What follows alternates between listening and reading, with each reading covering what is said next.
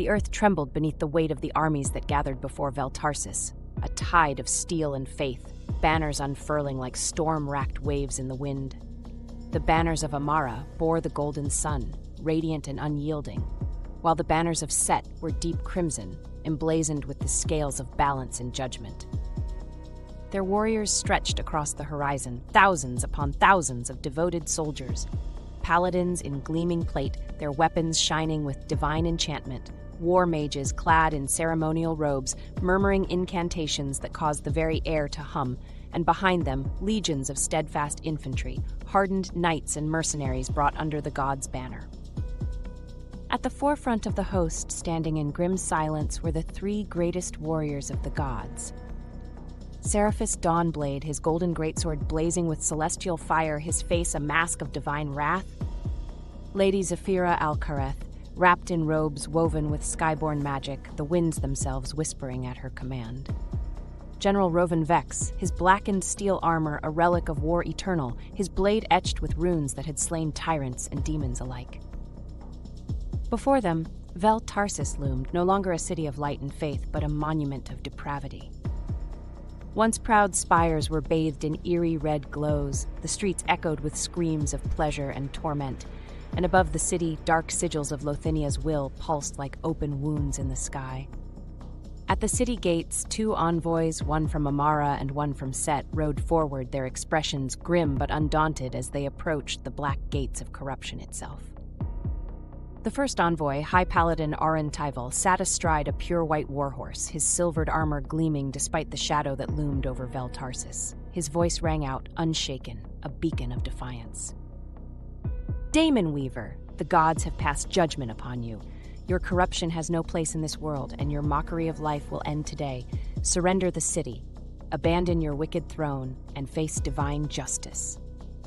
Beside him, the second envoy, Magister Valius of Set, a man of sharp eyes and sharper wit, lifted his staff, its onyx headpiece burning with divine energy. His tone was calm, measured, but unyielding. You have been given power, Lady of Darkness, but power is not ownership of this world. Stand down now, or face the wrath of gods whose patience is at an end. A low silence followed. Then the gates groaned open, and the envoys stiffened as Daemonweaver stepped forward. She was beautiful beyond mortal reckoning, her robes black as the void, edged with crimson runes that pulsed with unholy power. Her hair cascaded in waves of shadow, and her eyes gleamed with a hunger both seductive and terrifying. She smiled, a slow, knowing smile filled with the promise of suffering. You come to bargain? You come to demand, she mused, her voice silk-laced with venom. How quaint. She lifted her hand, and suddenly the very air tightened around the envoys. A suffocating darkness curled around them, whispering temptations of ruin. Daemonweaver stepped closer, her scent, a mix of incense, death, and something darkly sweet, wrapping around them like a lover's touch. There is no surrender, little doves.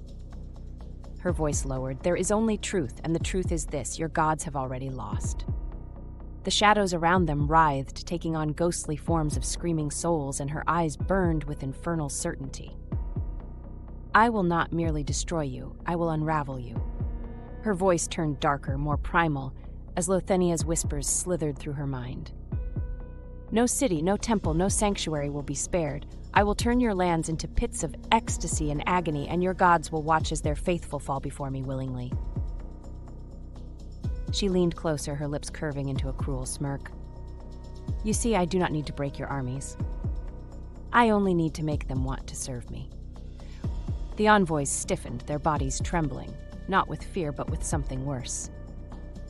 For a moment they understood, and in that moment they nearly fell to their knees. Then Daemonweaver laughed, a sound like dark silk tearing through the world, and with a flick of her wrist, the envoys were cast back across the battlefield, their souls branded with a touch of her will. Tell your masters, she called after them, that I am waiting. And with that, the gates slammed shut, sealing in the darkness once more.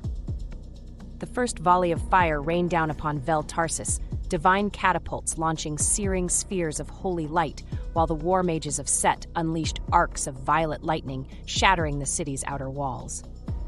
Paladins and knights charged, their battle cries shaking the heavens, and the warriors of Set followed, their weapons glowing with divine judgment. Then Daemonweaver rose above them. Clad in shifting darkness, her eyes alight with fell power, she descended upon the battlefield like a goddess of ruin. Seraphis Dawnblade met her first, his celestial greatsword burning with righteous fury, and their battle shook the heavens. Sparks flew as their blades clashed, divine fire against dark sorcery. But Daemonweaver was stronger, her power endless, and in the end, she unmade him. His holy fire snuffed out as she ripped his soul from his body, feeding it to Lothania's insatiable hunger. Lady Zephyra Alcareth summoned the storm, her winds howling with the rage of the heavens, but Daemonweaver silenced them, her magic twisting the air into poisoned breath, suffocating the sorceress before tearing her apart. General Rovan Vex fought without magic, only steel and will, and for a moment, he nearly matched her. But Daemonweaver was no mortal, and when she struck, his runed armor shattered, and she plunged her hand into his chest, crushing his heart within his ribs. The battlefield fell silent. The champions of the gods were dead. Then Daemonweaver raised her hands to the heavens, and the army of the damned was born.